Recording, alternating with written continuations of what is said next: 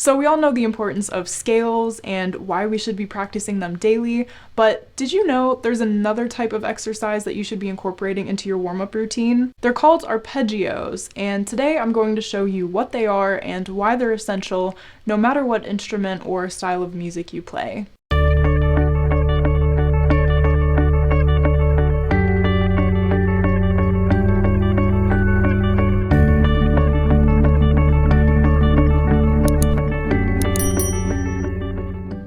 Hi, I'm Lauren, a professional violinist and fiddle player living in Nashville, Tennessee, and I help thousands of people achieve their violin and fiddle goals. If that sounds like something you'd be interested in, consider subscribing to this YouTube channel.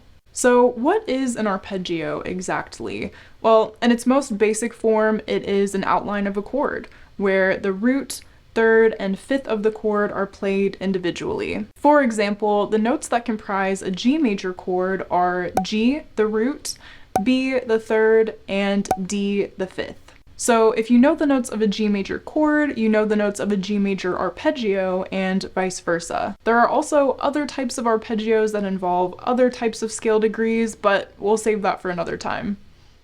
So why are arpeggios helpful? Well, like scales, they help us to familiarize ourselves with certain finger patterns and keys. They also help us to become familiar with chords since they're essentially deconstructed chords. So let's go back to that G major chord.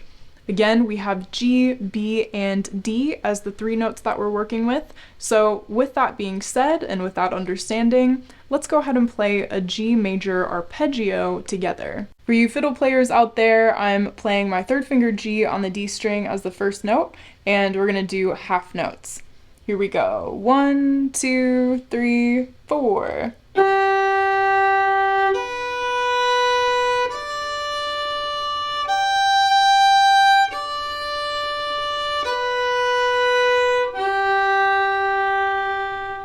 So we used G major as an example today, but really you can take any scale and any chord and apply these same principles. As long as you have the three notes of a chord, you can figure out the arpeggio based on that, and vice versa. If you have the three notes of an arpeggio, you can create different chord combinations from those notes.